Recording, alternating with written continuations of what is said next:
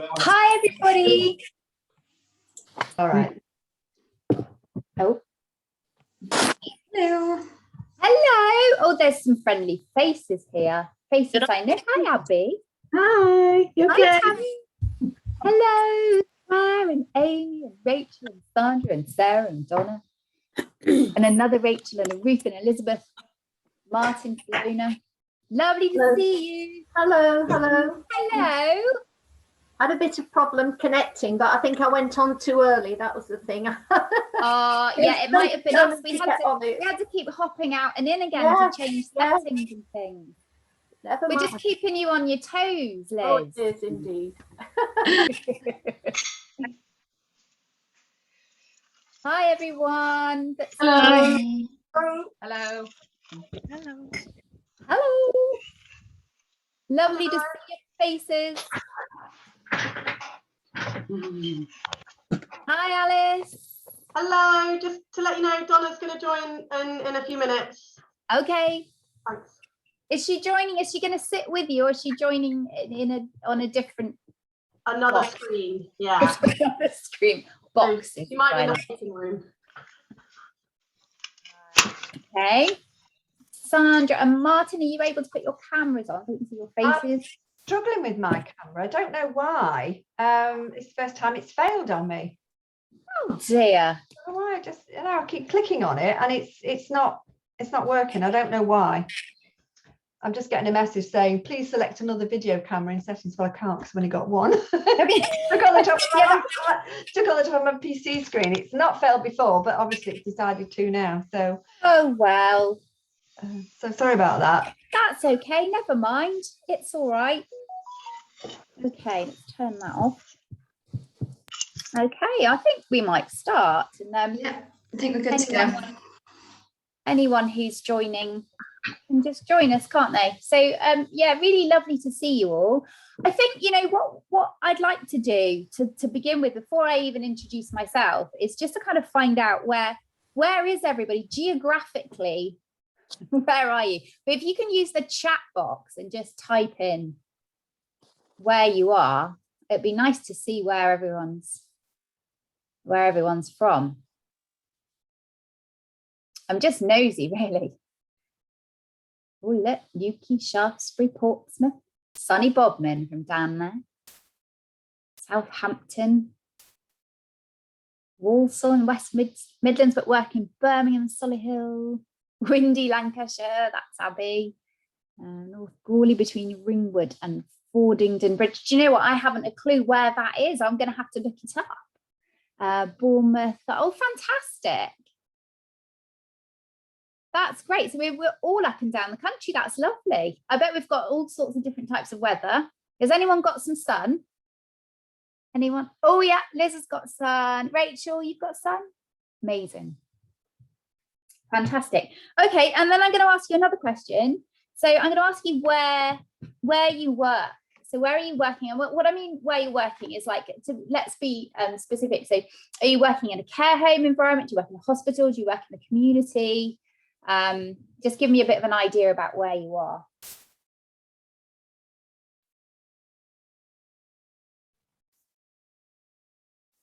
NHS community, Dementia Day Centre. I work for a charity in the community, day centre and one-on-one in people's homes, care home, NHS dementia ward. Great, so we've got a really good mix, haven't we, of people. Age UK, yeah, Age UK Bournemouth. So you're doing that. So Claire, you'll be doing the CST work in Bournemouth. Retired but run a memory cafe. Oh, brilliant. Oh, that's fantastic. And community voluntary sector, fantastic. So you know, we've got a really lovely mix, haven't we, of people working in different environments. And that's what I love, really, is getting people together and getting us, hopefully we'll have an opportunity today to chat to each other as well. What's this one? I've literally just agreed to volunteer with the CIC, giving help with early onset dementia. Brilliant. That's fantastic. Okay, so that's really good to know where you are. Now I'm going to ask you a really ridiculous question. I'm going to ask you what your favourite smell is. Put that in the chat.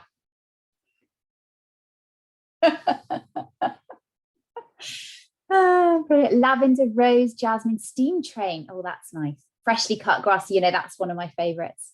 Alien perfume. Fresh manure. Oh, you can't beat it, Tammy, can you? Fresh manure. Sea and seaweed. Oh, lovely. Freshly washed clothes. Coffee, roses. Coffee. I love the smell of coffee. I don't drink it, but I love the smell of it. Okay, I know that sounds really random, but you may have noticed as you were reading those different comments of what people's favorite smells are, that it would have done something in your brain. You would have thought, oh yeah, I remember that smell, or that's something that evokes something within us.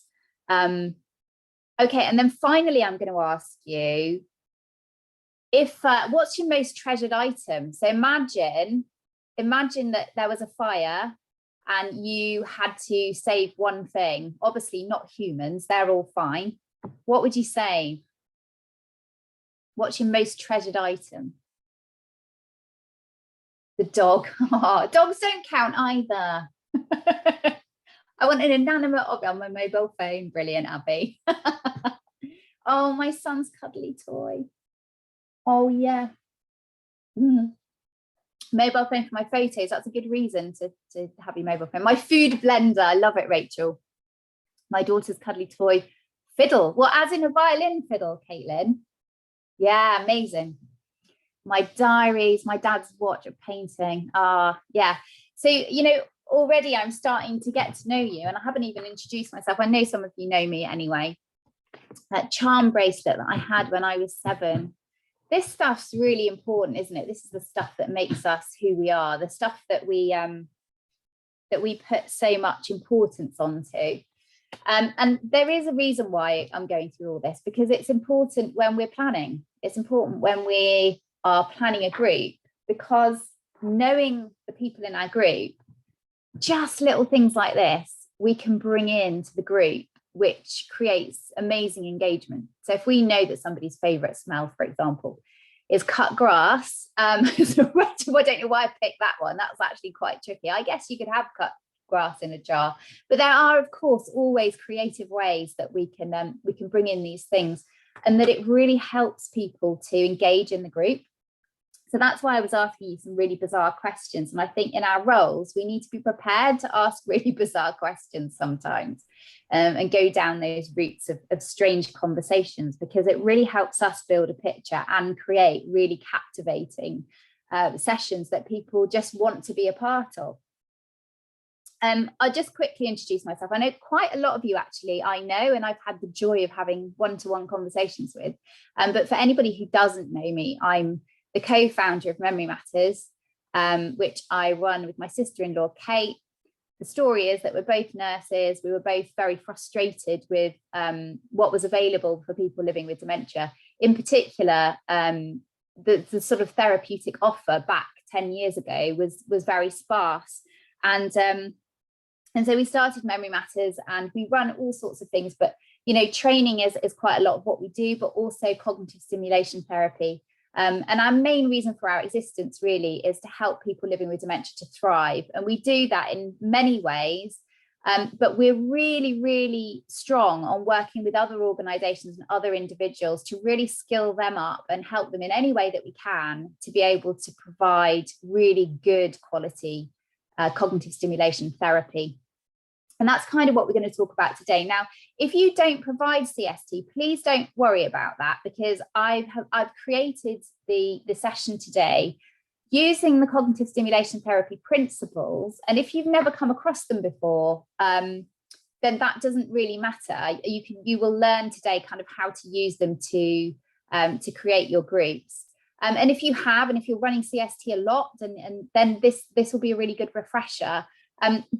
What I'm going to do, how I'm going to do this workshop, is I'm going to just kind of show you how I do it, because I thought, you know, you just might be interested to know how someone does it. How do you come up with an idea and then create a group which ticks all the boxes? So that's what I'm going to walk you through today. If we've got enough time, and I'm not sure we will, because I didn't test it for time. I just kind of I just sort of ran through it to see how it would work. And if we've got time, you know, we'll have a go as well. But if we don't get a chance to have a go, you know, I would encourage you to get together with your colleagues and give it a go after the session or whenever you get a chance.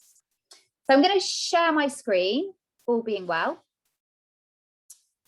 And hopefully that has worked. Can I have a thumbs up if you can see? Can you see that? No, you can't. Oh, okay. A good start. Now my screen's got stuck. I might have to get you to talk amongst yourselves. You're right, Laura. Thank you. You want me to do anything? Well, let me just try again. So screen 2, it says. That's screen 1, screen 2. Share. Brilliant. Can you see that? Yeah. Okay, that's good. That's looking much better. Okay, so I'm actually going to go back a slide. So it's really important to say that not all activity needs a plan. And I'm sure most of you in the room will know that already. You know, sometimes activity just happens naturally. It's just, you know, it's peeling the potatoes. It's, you know, folding up the laundry. It's doing the normal everyday things that we do whilst having a really stimulating, fun conversation. It doesn't have to be, activity doesn't have to be planned all the time. But for this workshop, we'll be looking at planned activity. So the first thing that I want to talk about is objectives and how important objectives are.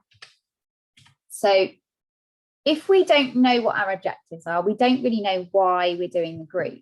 So I always start with my objectives when I'm planning. It's the foundation. And anyone that knows me, I know some of you do know me, I'm quite chaotic in my thinking. So I need to have some structure. I need to have some structure where I can pin my creative thinking onto something.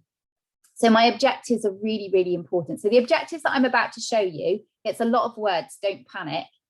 But the objectives I'm going to show you are the objectives from cognitive stimulation therapy. So the original 14 sessions that you may be familiar with if you already provide CST or are just starting to. And you'll see each one we've created an objective to. Now, this isn't, you know, this is just our team coming up with what we think the objectives are for the group. This isn't, you know, other than us coming up with it, this isn't written anywhere. We always say, you know, if you've got more objectives that you wanted to stick in, you could. And obviously we keep to the core CST principles that we'll look at in a minute. So I'm just going to take a couple and then we'll sort of walk through creating a whole session. So let's take sounds as an example. So the second one down, sounds. So if you think, here I am with my chaotic thinking, brilliant, I'm going to do a sound session. What should I do? So first of all, I'm going to look at the objectives and I'm going to think, okay, so it's about promoting concentration and recall. So I could do that, could I not, by playing a sound. So being in the room and playing a sound. And if it's a sound that person may be able to recognize from times gone by, that's where those questions that I came up with earlier sort of come up. You know, how can we pin the recall onto something that we know about that person? So it might be, for example, I'm just thinking at the top of my head now, but imagine somebody used to work as a blacksmith. Then we might use the sound of a blacksmith. Okay, so all of this stuff is available, of course, online, which is brilliant. So we can literally look anything up. So we could play that and that might create a recall. So it's never about what is this sound, name this sound, but rather about creating it implicitly. So that would be promoting concentration and recall. So they need to concentrate, distinguishing and recognizing sounds. Okay, so we've got that covered as well by playing a sound. And then promote word finding and naming. So that's where I guess we would say, you know, what does it remind you of? So not necessarily what is it, but what does it remind you of? So that promotes word finding and also naming. And then, of course, we've got this bit about promoting opinion and discussion. So again, this is very much part of the CST principles. So we need to think about how can we bring in opinion. Okay, now you might be able to get that from two different members of your group saying that the sound reminds them of one thing, Whereas Bert over here, it reminds him of something else. And then we could create the conversation between them, which is even more brilliant because actually it's just happening innately in the group. And as a facilitator, we would pick up on that and see how that would meet our objective of promoting opinion and discussion. Of course, if that didn't happen, we might want a backup plan. So how could we throw in a question within the sounds to create an opinion? I don't think, if I get you to go in the chat, I don't think I can see it when I'm sharing my screen. I'm going to stop sharing a minute. I will come back to that slide, don't panic. I just wonder in your chat, so thinking about the sounds, could you think about a way that when you're listening to sounds together, you could promote discussion or the sharing of an opinion? What sort of question could you ask?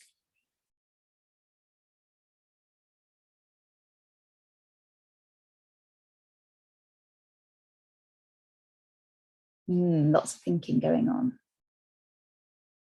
Have you heard this somewhere? Yeah, it's a good one. Could you compare things? You absolutely could. Yes, you could have one sound and compare it with another sound.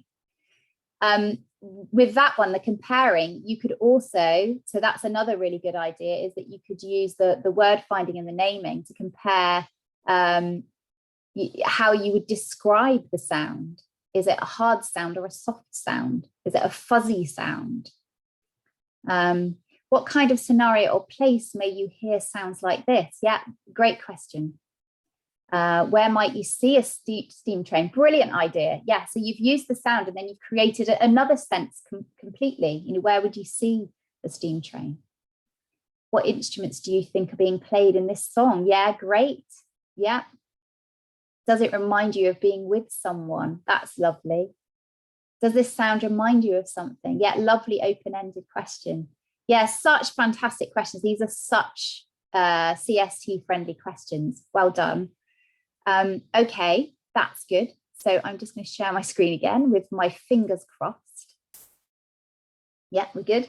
Okay, so what I'm going to do now is I'm going to take you through creating the childhood session. Like, what I'm actually going to do is I'm going to take you through exactly what I did. So as I was preparing for this workshop, I was thinking, okay, what would I do? And then I did it. I just took myself through it. So, okay, so here I am, sat in front of the childhood session, and I'm looking at the objective. So promote reminiscence, comparing old and new. Okay, so the first thing that came into my head is, okay, promoting reminiscence for childhood.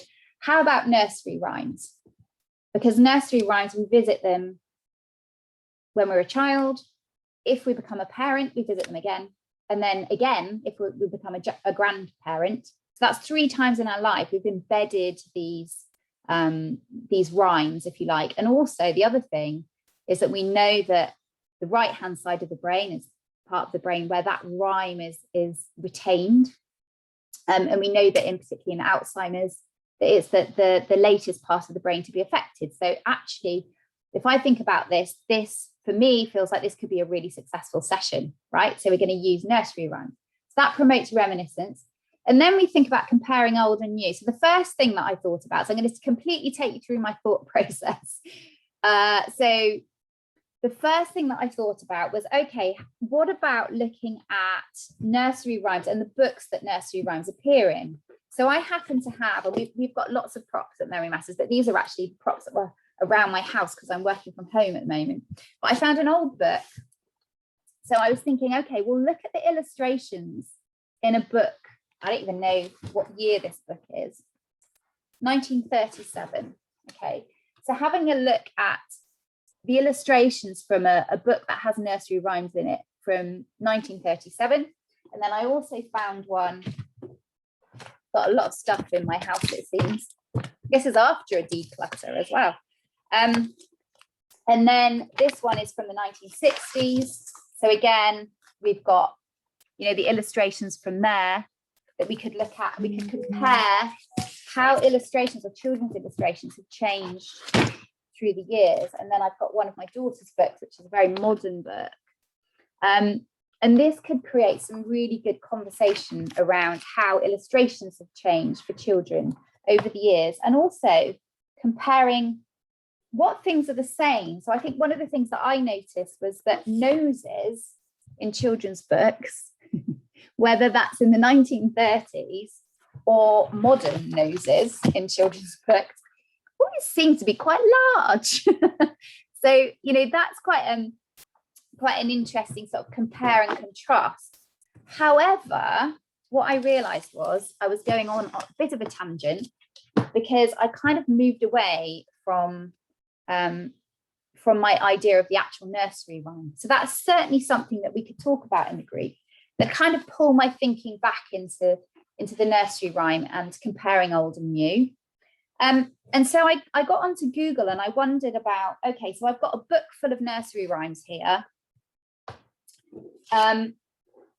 What would be interesting is to find out whether there are modern nursery rhymes, so old and new, right? So we know the old nursery rhymes, and I picked one, that it's raining, it's pouring, the old man is snoring one. And I thought we could compare that to a new one.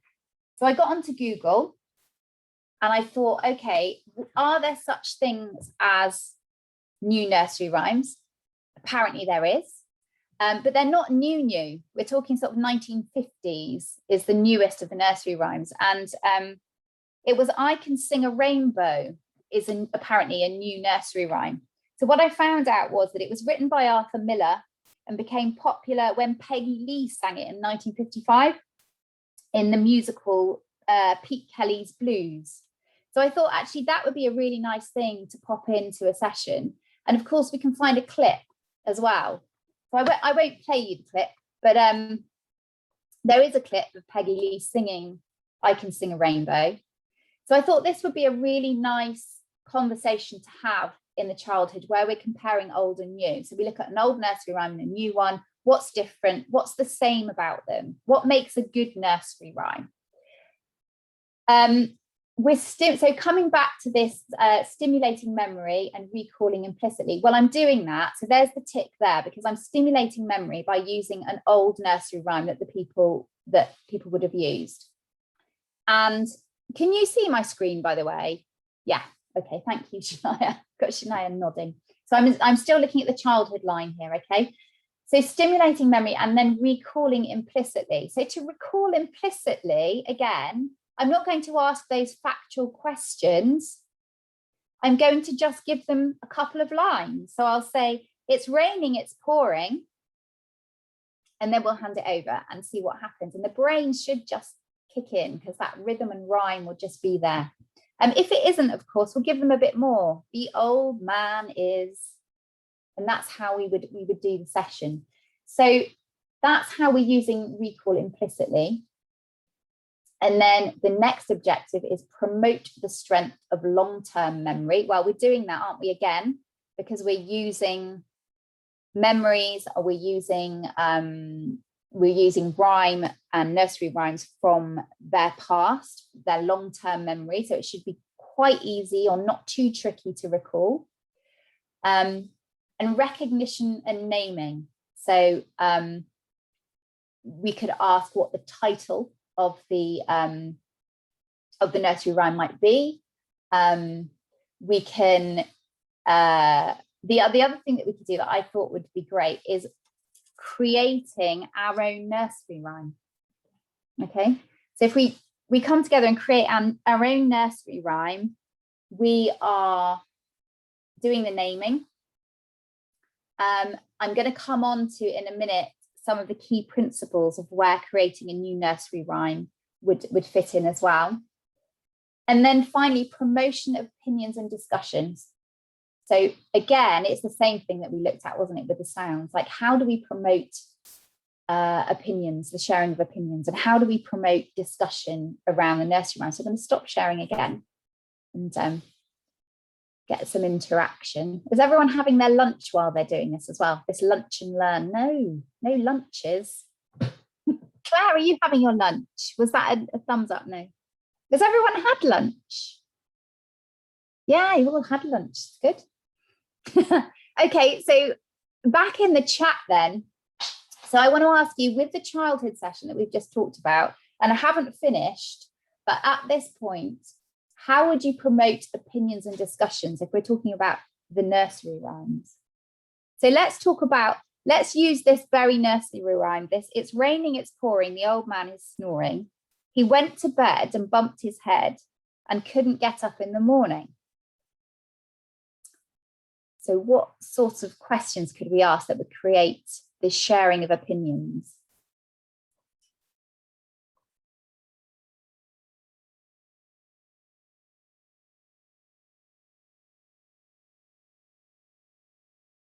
Do you think old men snore? Yeah. Which nursery rhymes did you like best? Yeah. Why couldn't he get up? It's such a great question. Do you know what, Sarah? This has been Googled many, many times. Why the old man couldn't get up in the morning. Do you like to get up early? Yeah. What do you think the nursery rhyme is about? Yeah, it's a great one. And actually, all of the nursery rhymes can be such a good point of discussion. So I did do a little Google on this one, and you just end up down a rabbit hole, don't you? But it's so interesting. So apparently, lots of people have opinions about what it's about, but nobody's really sure exactly what it's about. And there is even a doctor quoted as saying that even in nursery rhymes, people don't take head injuries seriously. So it's quite interesting. So there's lots of different sites on the web that you can look up just about the old man who's snoring, who couldn't get up in the morning. You could also ask questions about how different words could change the meaning as well. So instead of couldn't get up in the morning, what if it said wouldn't get up in the morning or didn't get up in the morning? So just by changing one word, we can change what it might mean. So we can play around with the nursery rhymes as well and create some really good discussions and opinions. You could go down all sorts of roads with Abby's question about old men snoring, and then we could talk about whether we snore. Okay, I'm going to share my screen again. Yes. Okay. So we've got the promoting opinions and discussion. Now I'm going to move on to the next slide, and this is where the key principles come in. So key principles, those of you that are doing CST already, you'll be familiar with these. If you're not familiar with them, don't worry. The ones on the right aren't any more important. They just happen to be in larger font. Not quite sure why. So again, let's come back to this childhood session that we're writing. Okay, so we've decided we're going to use the old man is snoring as part of it. We're going to potentially compare the different illustrations. We're going to talk about that. We're going to have opinions about that. And then we could look at whether we could write our own. And what I liked about this is this is where we kind of bring in the key principles as well that we don't see through the objective. So new ideas, thoughts and associations, it's got to fit really well, hasn't it, with creating something completely new. We're going to create a whole new rhyme. So one of the things that I would do in doing that is look at the rhythm in a nursery rhyme. So never be afraid to look silly. I'm about to look silly now in that. When we look at rhythm, so like, let's look at there was a crooked man that goes, there was a crooked man and he walked a crooked mile. He found a crooked sixpence against a crooked stile. He bought a crooked cat, which I can't even say, which caught a crooked mouse, and they all lived together in a little crooked house. Whew. So we could all have a little go at saying that. But what I'm trying to do is I'm trying to look at the rhyme. So I take out the words and then I'm just going to say da da da da da da da da da da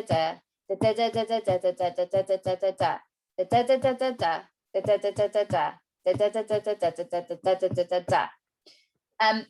And then we've taken out all the words and hopefully keyed in the brain into thinking about, right, what could we say in that rhythm? So I came up with something like, if we think about the question that I asked you at the beginning about what your favorite smell was, or I might have asked you what your favorite food was or whatever, and then we could come up with something like, I like biscuits, you like wine, let's get together and have a great time. By the way, it doesn't have to be publishable, but the idea is to get people to think about, like, what could we fit in, what could we say? Or I'm rhyming myself now, can't stop it. And that's the idea, is just to have lots of fun with it and just to kind of be free with it and to be creative and create these new ideas, these new thoughts and these new associations. And, you know, one of the one on the right hand side, fun. It's so important that we're having fun while we're doing. We're not taking this seriously. We're not creating a children's book. We're just having fun with it. So that's what I thought about new ideas, thoughts and associations, is that we could bring in this. Let's make our own nursery rhyme. And then the other thing was around using props. Okay, so I can't find it now, but here we go. Providing triggers and prompts to aid recall and concentration. So those props are really important. And I'm going to look a little bit further into that in a minute, but thinking about what we can bring into the session, which will prompt the different senses. And if you think about in nursery rhymes, we might be able to do that by perhaps creating a nursery rhyme using the props. So we might have 3 props and get them to think about how we can link those props together into a rhyme. Whoa. Okay. And then I want to talk about, there was one other one that I wanted to talk about. Yes, it was about physical movement. So physical movement has been newly added to the key CSU principles in the last year, the 2020 update. And I'm really glad that they have, because as we know, physical movement has a lot of evidence to show that it's good for our brains, you know, basically getting blood moving around our bodies. And I think one of the things that CST did, particularly when we used to do full day clubs, is that, you know, you have the potential to be sat most of the day. We used to take people out for a walk always after lunch, but it is really important that we add some physical movement in. And I really love the idea of adding physical movement into the session. It's something that we had started doing already. So for example, if we were doing an art session, we would put the art on the walls and get people to get up and go and look at the art. It's not so easy when you're doing virtual, of course. You might have to have a little break and get people to get up and do a little wiggle and a little move, or go and ask them to get something. But have in your mind that you can use physical movement. So I think what would be really interesting is to think about, so I'm going to ask you in the chat again, what we could do regarding physical movement in this session that we're creating now. So this session around nursery rhymes, how could we use physical movement? How could we get that in there? Shoehorn it in. Clapping, yeah, absolutely. So that rhythm, da da da da da da da da da da, yeah. Dancing, yeah, why not? Have a little dance. Ring a raises, yeah, absolutely. Can we make up any actions to go with the rhyme? Absolutely brilliant. So we're creating this new rhyme. What are the actions that could go with it? I love it. This is so creative. So yeah, so Tammy, you mentioned ring a raises, and that's like a really good example, isn't it? Of so you could do compare and contrast with Tammy's idea and Alice's. So you could do ring a raises, but you actually try it out, and then with Alice's idea, you know, what actions could we create for our new rhyme? So that's brilliant. So we're getting the body moving as well. Puppets, yeah, that had some real success with the use of puppets. Use instruments or dance, absolutely. Pretend to ride a horse for Ryder Got Cross to Banbury Cross. Yeah, I mean, the thing is, it's about, isn't it? It's about making it so you could talk about, I wonder how you would have done the actions to this when you were with your children or your grandchildren. So keeping it in context, yeah, so that it's like, how would you do this for a child? There's some great suggestions going on here. Oh, I wish we had all day to stay together. We could create loads of sessions. It's always really great when you get lots of heads together. Mime a rhyme for others to guess. Yeah, absolutely. That's a really good one. Yeah. So whatever it is, it's just about getting on your feet and moving around a bit. Brilliant. Okay, I'm going to share my screen again. I'm going back in. Okay. Any of these that we haven't covered already with the objective? So we've had mental stimulation, movement. The continuity between sessions, I think that's, you know, in CST, we do have that because we have the beginning and the end is always the same. But if you're just doing an ordinary session, so in a care home or you know, with people who perhaps might not gain much from pure cognitive stimulation therapy, I still think it's really important that we have continuity, as in you have a beginning of the session and an end of the session. Some people like to begin with a song. I think that that's a really nice way of warming people up, or you might need to use movement as well. When I used to do care home sessions, I used to begin with a balloon bat, just to bring that energy up, because very often people would have been sat for quite some time and it might be after lunch. And there's just this kind of this low energy level. Anything that you can do to lift the energy, whether it's balloon batting or throwing a ball around or doing something just to kind of change that energy, works really well. I'll just mention implicit learning. For those of you that don't know, implicit learning is really about sitting down and learning with. And I think this is one of the core things to take with you today, is that the topic that you choose when you're creating a group has to interest you. And when I don't mean like don't choose number games because you don't fancy it, but what I mean is if you're going to do number games, that you choose a topic within number games that does pique your interest, because I think when we're interested, then that translates for the people that we're working with, and they get excited about it if we're excited about it. If we're discovering together, then it just feels so much more genuine, that we're not just providing a session, here you go, this is a session, but actually, oh gosh, that's really interesting, or let's find out a bit more about that. I think that's probably, or choice, let's talk about choice as well. I think that you know, thinking about our session here, so I would use, you know, this book is a fantastic one because it's absolutely full of different rhymes and different nursery rhymes and stories. And just getting people to flick through and maybe choose one that they particularly like, or you might have 3 or 4 rather than a whole book. We know that people with dementia can often find choice tricky if there's a lot of it. So if you may want to just say one or the other, or 3 or 4, and to give choice.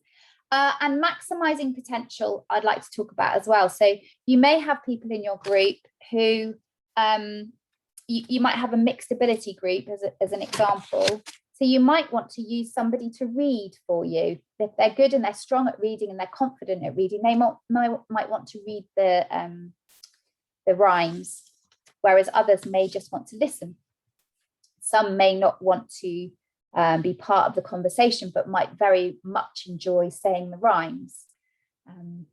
So that's maximizing potential, making sure that when you're planning, you're looking at every different person within your group and what they need to shine, really.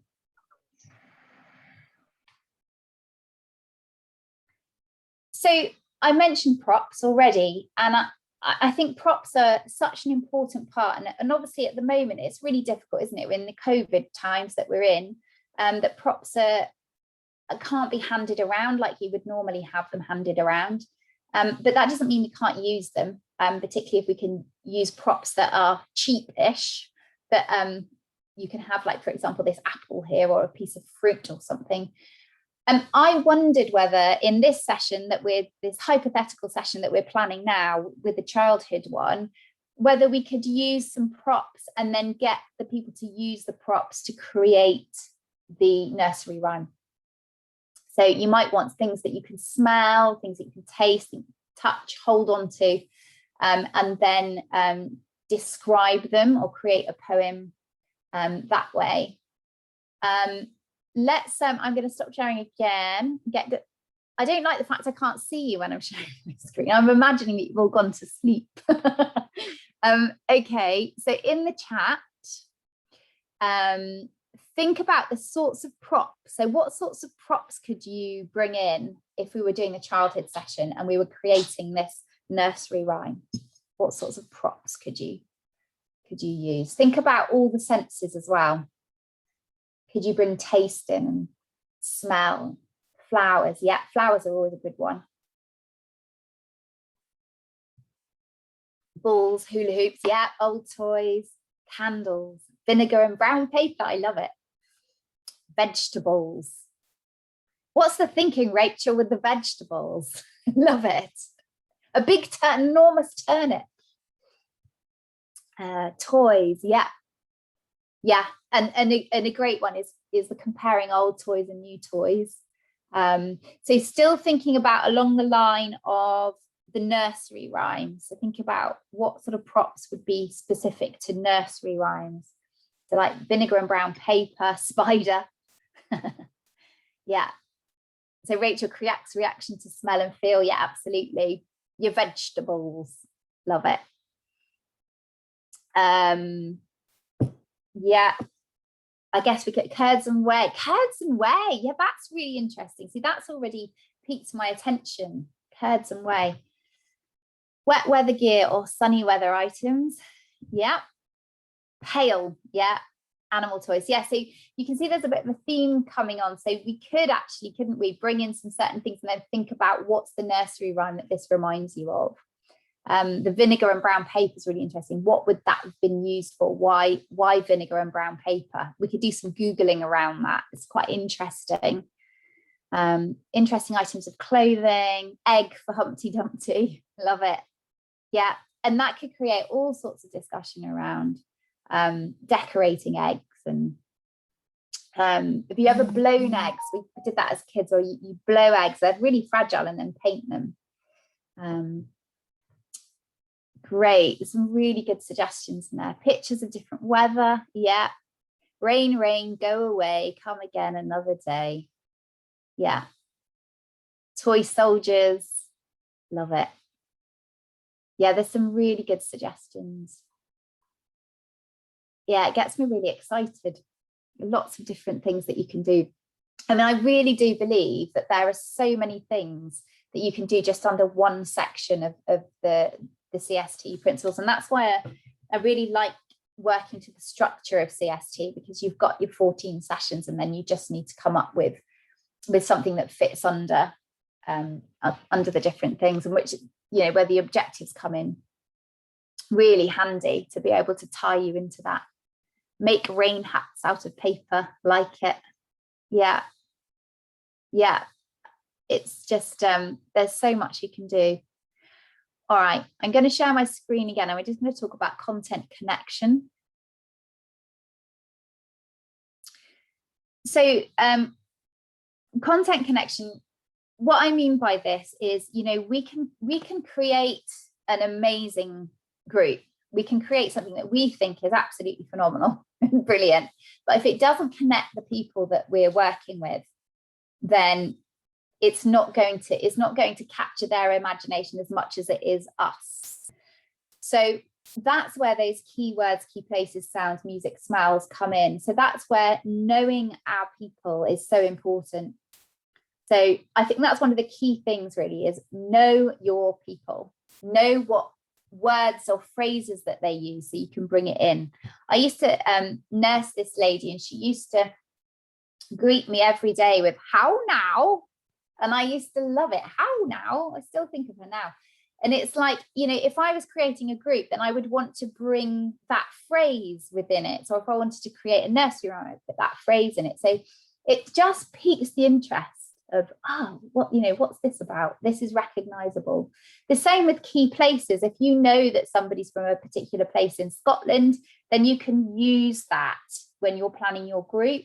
So you might want to find a particular nursery rhyme that is around that, or you might want to somehow key it in, and think about every member of your group. What's some key things that you could use that you know would pique their interest? So not only am I creating it, looking at the objectives or looking at the key principles, but now I'm looking at how can I really personalize that and make it as person-centered as I possibly can. So we can all create a generic group.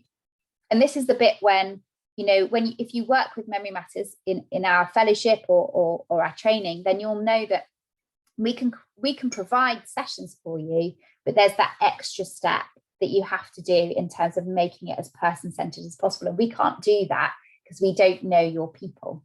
So having those key places, key sounds, key music, if there's a song that somebody likes to sing, or a phrase they say, or those key smells, which comes back to the weird questions that I gave you at the beginning. Okay, and so here are the sort of 3 secrets to captivating sessions. And we've mentioned them all now. So knowing your people inside and out, use content to connect them. Use their name to gather them into the conversation. You know, a person's name is the greatest connection to their own identity and their individuality. And I think I've heard it said that it's one of the most important words that we hear is our name. It's such an easy way of bringing people into the conversation, is to try and use names, perhaps more than you normally would in conversation, to help gather them in and gain their interest. Choose a topic that interests you. I know I've mentioned this already, but that's the second one. Choose a topic that really interests you. There's no point doing a session that's making you bored. You know, you need to be interested in it too. And then number three is choose a topic that you know little about, that draws you in, educates, entertains, and delights. Okay, so it'd be good to get some feedback. How are we for time, Shania? We've got a quarter of an hour. So I think it would be good to have some questions, if you have any questions for me. Amy's put in the chat, I do a questionnaire the group members and the family to fill out before, so we know all about them. That's brilliant. Amy, could you come off mute just for a second? Yeah, hello. Hi there. Thanks for joining and thanks for that. So what sorts of things do you ask in your questionnaire? I'm just intrigued. I ask what sort of music they like. I ask them if they've got any famous people they like, even Hollywood crushes. That usually makes them giggle. I ask them where they've been on holiday, where they've worked, if they've got any pets, have they ever done anything creative, made anything, so where they've worked. So I kind of think of all the sessions. The question I always ask as well for the childhood session is, I actually always say, is there anything in your life that you don't want us to talk about? Yeah. So that we make sure we avoid hits as well. Fantastic questions. Yeah, absolutely brilliant. Yeah. Does anybody else do like a questionnaire or gather that sort of information? Because you're all working in different areas as well, isn't it? So it's, for some areas that's really sort of easier, isn't it? So in the sort of care home environment, it might be easier to have that information that's accessible at least.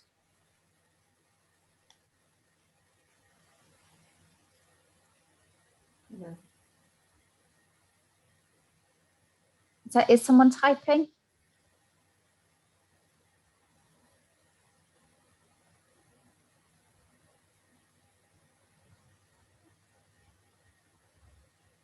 No. Rachel, I thought you were typing, Rachel. We do life histories and this is me. Yeah, absolutely brilliant.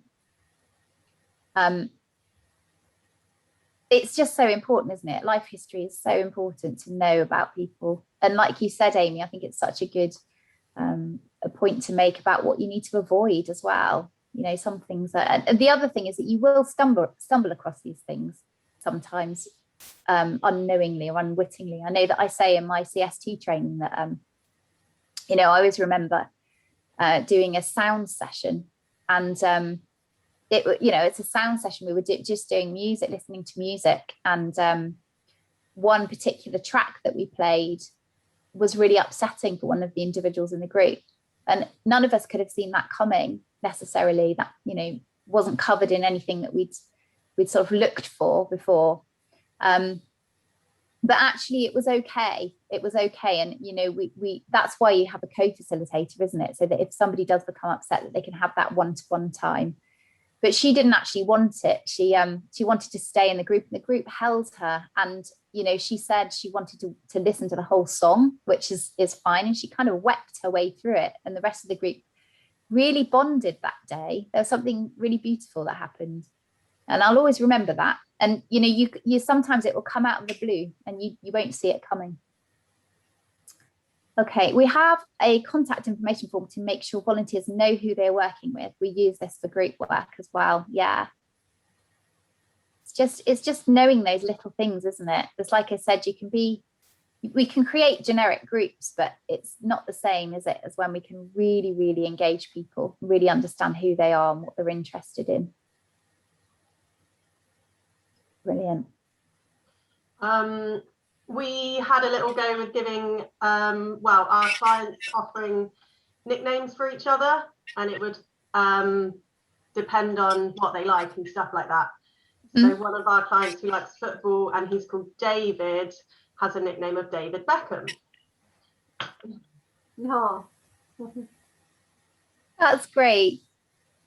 Thanks, Alice. Does anyone have any other questions or questions they want to ask each other?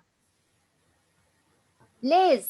Yeah, just a general question. Well, it's obvious in some ways, but one of the things I find a bit tricky in the group is I'm trying to get through the activities, which is great, and people are contributing, but it's finding the space in a limited amount of time to let people talk about their own experiences as well. And I just find that a very difficult balance. And I've got one chap, he's really lovely, but it's it's a bit tricky because he'll go off on a tangent. So we were doing going around the world the other day, for example, and we had various activities like matching the capitals, and then I asked them which country they'd like to go to, but he goes off completely on tangents. So he started off saying, oh, he's got a home in France, and I thought, great, he used to have a home in France, and if he carried on with that, that would have been fine. But then he diverts completely to tractors he used to drive and the farms he used to go to with his father, and that's all great,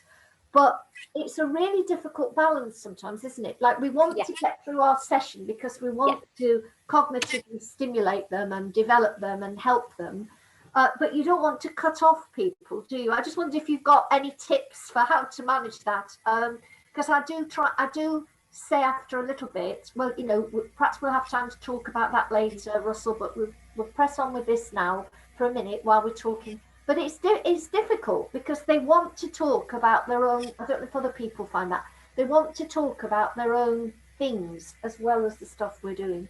Yeah, absolutely. And I mean, in some ways it's great, isn't it? Stimulating conversation. But yeah, I'm completely with you, particularly when you've got a group, because you need to think about the others in the group as well, particularly if someone's dominating the conversation. So, you know, how I would deal with that is exactly what you've said. You know, I'm really, really interested in what you had to say about tractors. Can we pick that up after the group? Because I'd really like to have a conversation about that. So what I'm doing is I'm making sure that he knows that I'm really interested in what he has to say. It's just that at the moment we're doing something else, but I absolutely want to pick up that conversation. So I'm going to remember to. And the other thing is to make sure that you do it. So don't just use it as that's got me out of the way and we can move on and he'll have forgotten. It's really, really important that we then pick that up, even if he has forgotten, to say, do you know, you were talking about tractors. I'm really interested to hear about what you were going to say, or what you want to say about them. You know, I think there's something about writing in time at the end to be able to pick that stuff up. So you can close the group down, you can do the song and it's very much over and people can start to get up and go. But you can catch that person at the end and say, I just want to, you know, wanted to have a chat about that. So they're still being listened to, but it's not always appropriate to have the whole group sort of tangenting off. Yeah, exactly.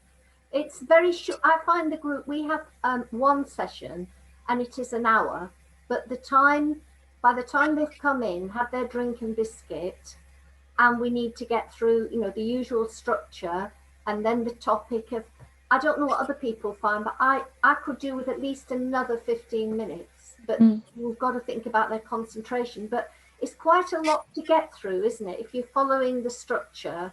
Yeah, with the training and so on. I would suggest not having a drink within that time period. So I would suggest either have, you know, like you say, elongating it so they have their drink and refreshments and then the cups get cleared away and then you start.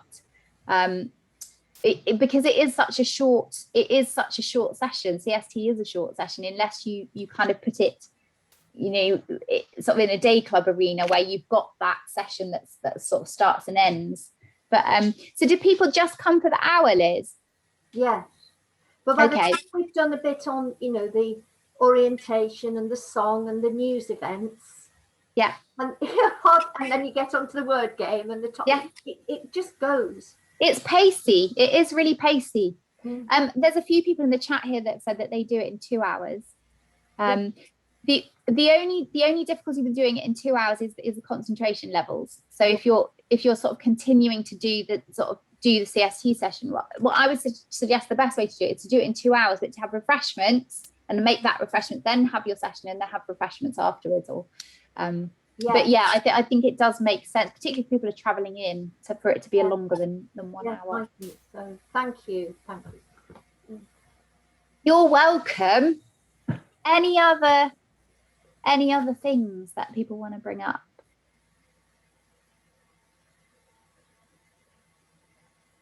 We're all really quiet. Okay, well, so I'm just going to ask something of you.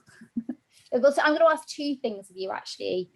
One is, I think Shania's got a Jamboard, have you, Shania, to get your ideas about other sessions. So we're not going to put that in yet, but we can put it in a minute.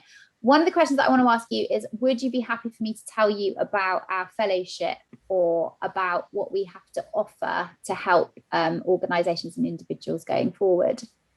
Was that a nod? Yeah, I know that some of you have heard about it already. Thank you very much. And so I'm just going to very quickly show you. I think Shania is going to share her screen. And just to show you, for those, I know that some of you, or quite a lot of you actually, have already been through our training, which is really exciting. But we offer, every 6 weeks, we offer sessions like this for free, with with the ability to just tell you very quickly about the stuff that we offer, which isn't free. So our fellowship is a program that we've put together. And as you know, we've been running CST for the last 10 years, and we're really keen for other organisations to jump on board and do the same. And I know a lot of you already are, but you might want to tell others as well about the joys of CST and other organisations, and spread the news.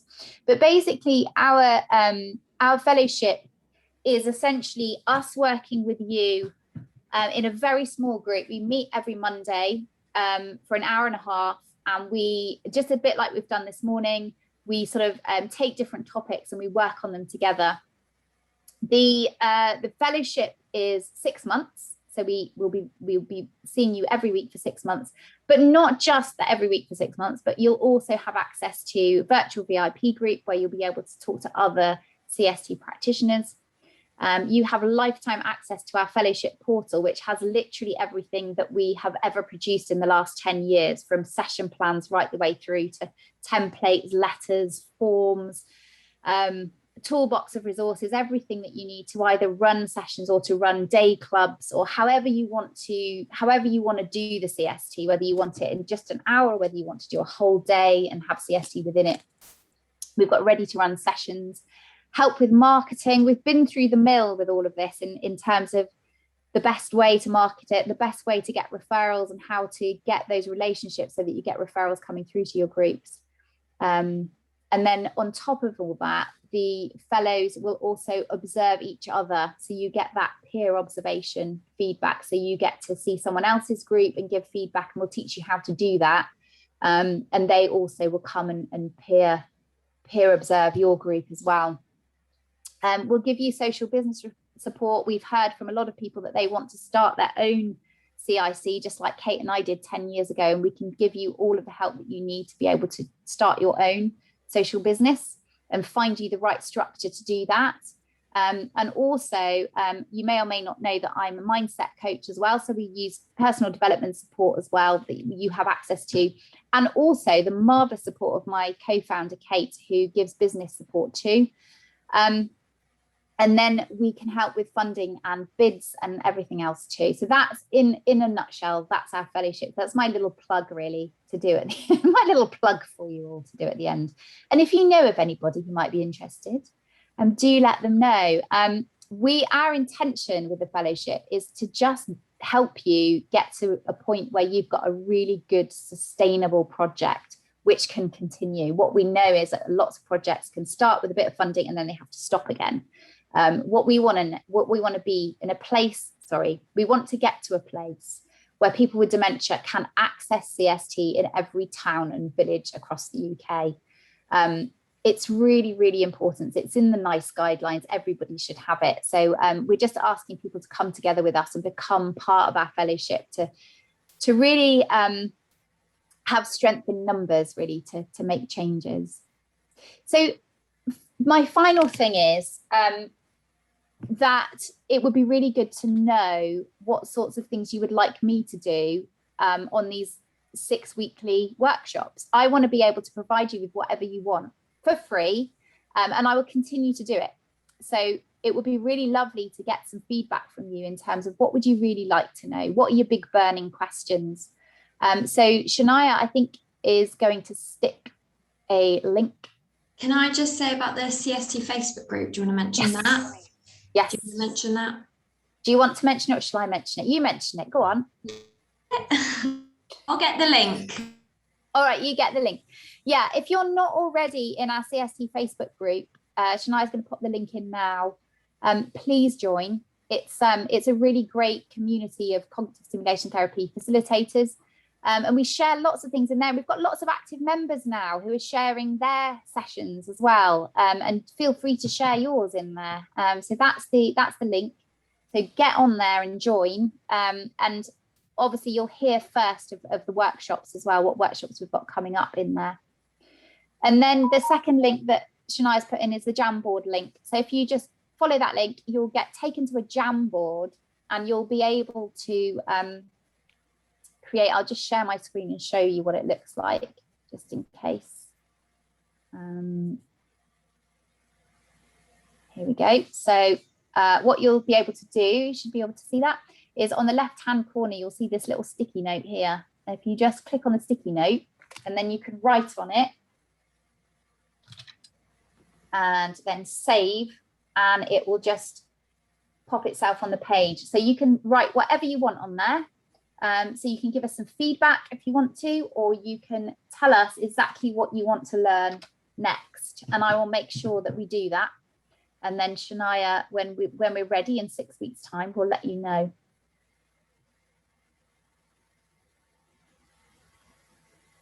So I will leave you with that. Oh, that's the other thing that I forgot, Shania, is this is Shania's email address. If you're interested in any of what I've talked about, then please email Shania. Shania holds it all together. She's the rock. So if there's no more questions, I'll leave you to add comments to the Jamboard. Oh, Rachel did ask earlier, what do you mean by fellowship? Okay. So fellowship is essentially what I described. So it is a 6 monthly, it's a 6 month program. So it's a program where you learn how to do CST, but also everything that goes on around the CST as well. So getting your referrals in, marketing help, personal development help, all of that, basically. So you'll meet with a team of people, other fellows, every week on a Monday, and and have lots of lovely things. It launches in September. It does launch in September. So I think it's the 6th of September is our first one, isn't it? So if you're, have a chat with us about it. Like, don't be shy. Come and have a chat with us about it, and we'll let you know all about it, and you can decide whether it's something for you or for your organisation. Yeah, brilliant. Well, it's just been really lovely to see all your faces and to have all your ideas. You know, I love this. I love this when we get together and sort of share ideas and think about session planning. I think there's a lot of value in coming together and designing sessions together. Having lots of heads on a session is great fun. Good. Well, I hope it was enjoyable. Mm-hmm. And we will, good. We've got some thumbs up there. That I like it. All right, well, take care.